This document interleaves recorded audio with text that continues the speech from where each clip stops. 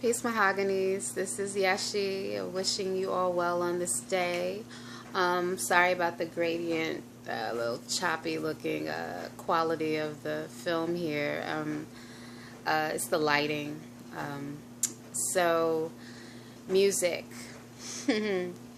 My first memory, the first memory that pops into my mind as far as my connection to music is being 6 years old, coming from the circus with my mom, and hearing Say No Go on the radio by Hall & Oates.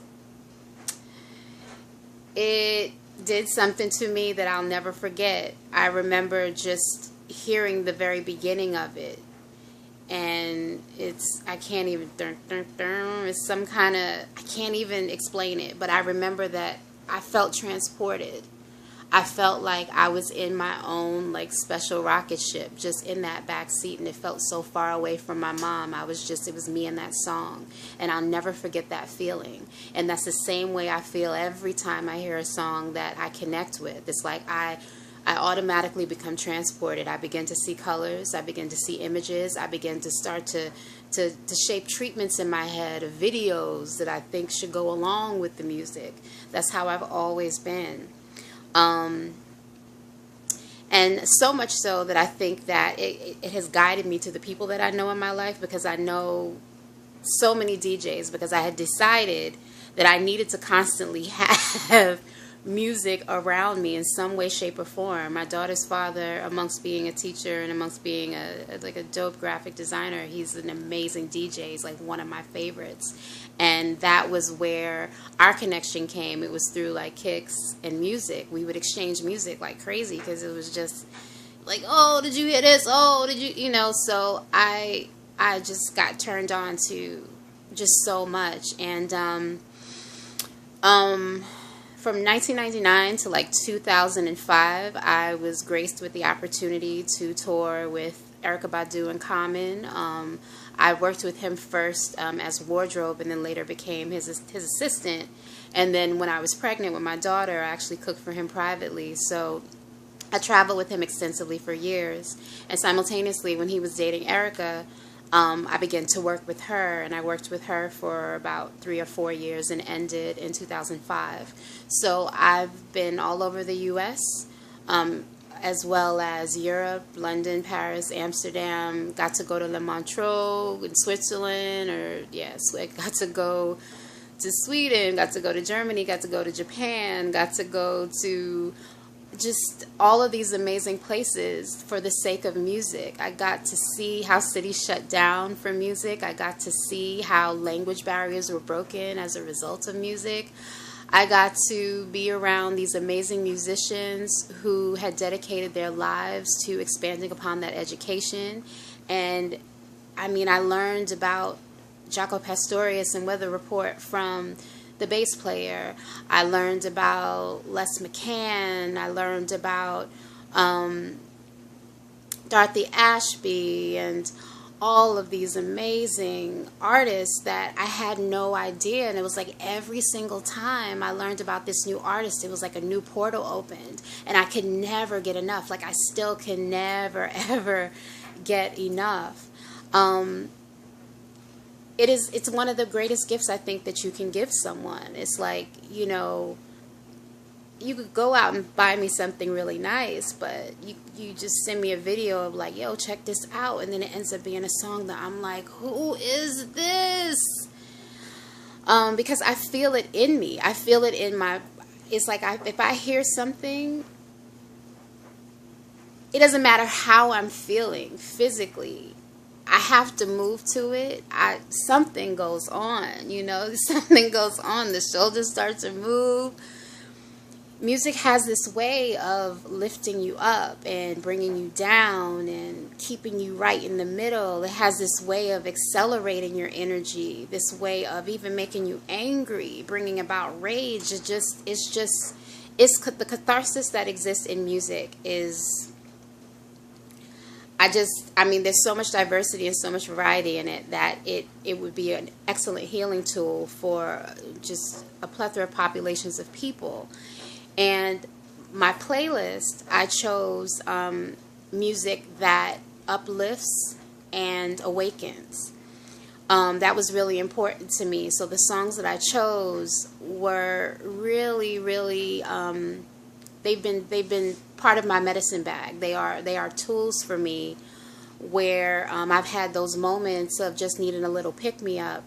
They've acted as that for me, and I wanted to go through them a little bit because I didn't want to just like submit a playlist and I didn't really like say. And one of the things I did want to say, I had read a passage, Aristotle wrote that music mirrors and arouses states of the soul, such as gentleness, anger, courage, self-control, and their opposites. Yeah, that's what it does for me. And it's really hard for me to articulate, but it really is just this feeling. I feel it all inside of me when it's a song that I connect to. It's like, what? And then I need to do research. I need to find out who made it. How can I get it? I mean, I have a YouTube archive that's about 800 songs just because I want to, I collect music, and my computer has been dead for a while. I need a new motherboard, and I have about 5,000 songs on there, and my only priority is just getting the music off of it. And I'm so excited when that day comes because I forgot most of the stuff that I have, so I'll probably be sitting for a couple of days like, oh my gosh, like head exploding and ears bleeding, like, oh. I mean, in all kinds of music. And for me, that's the most beautiful legacy that I could pass to my daughter, is that education of music. But I was talking about the playlist. Yeah, so the playlist, the first song that I selected was Nuyorican Soul, featuring For Hero, and it was originally done by a group called Rotary Connection, and it's called Black Gold of the Sun.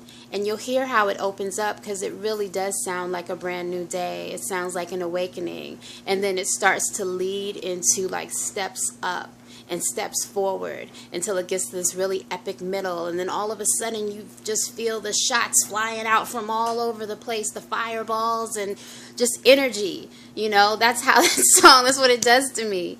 The next song I chose was Flying Lotus featuring Kendrick Lamar. It's called Never Catch Me. And originally I fell in love with the visuals. The video was just so dope. It was it started with, it was a funeral of two children that had transitioned, and as the music began to play, the children woke up. Everybody was still at the funeral, they're looking at the children's bodies, but their spirits woke up and they began to dance and to play and just move around, and their movements were dictated by the music, dictated their movements. It's such an amazing video. If you could ever catch it, you should definitely, it's worth watching. It's really amazing.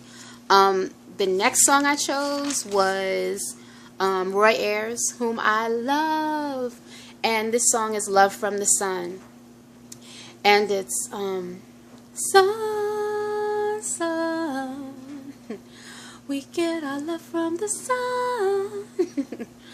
There's not for everyone, love from the sun, sun, love from the sun, warm sun, where one and one is one, where love is free, love is fun, love from the sun, sun. As you can see, I love it. So it's just the message. We know the world's full of sadness. I'll sing for y'all another time, but that's just it. You'll hear it. It's just beautiful. It's just honey vocals, and it just makes you feel warm and comforted. And he just has this way of just finding these beautiful voices to accompany his orchestration. He's pretty dope. And then there's another song, Quantic, Prelude to Happening, and I love the title.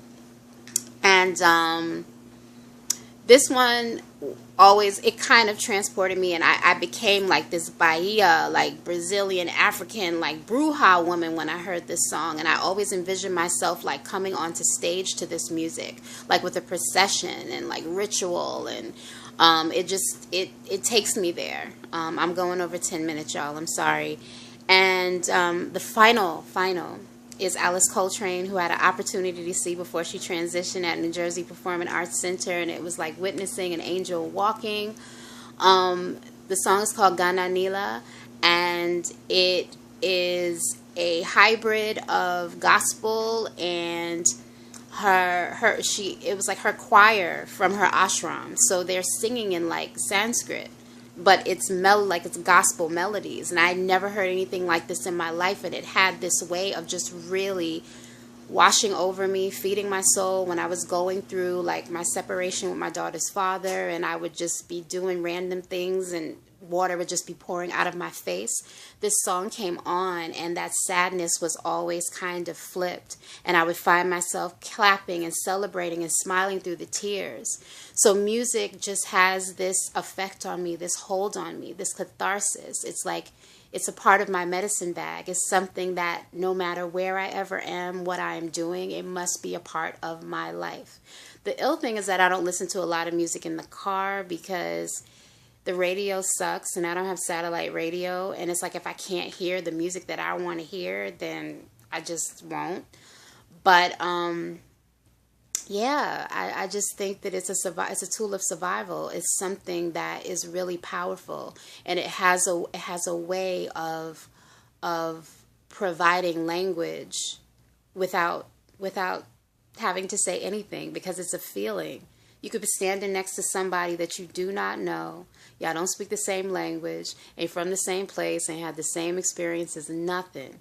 Song comes on and both of you are connecting to the vibration, to the energy, to the frequency of it, then and that's it. You know, that's why concerts are so amazing, because if you're in a packed room, standing room only, seeing an artist that you're really into, the energy of the crowd can kind of like levitate the room because of that feeling, because of that energy, because of that frequency, because of that love.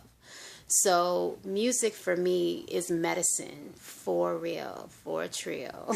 It is everything to me. So thank you for this assignment, because I wrote down in one of the classes that they asked us about our passion, and I surprised myself and wrote down music.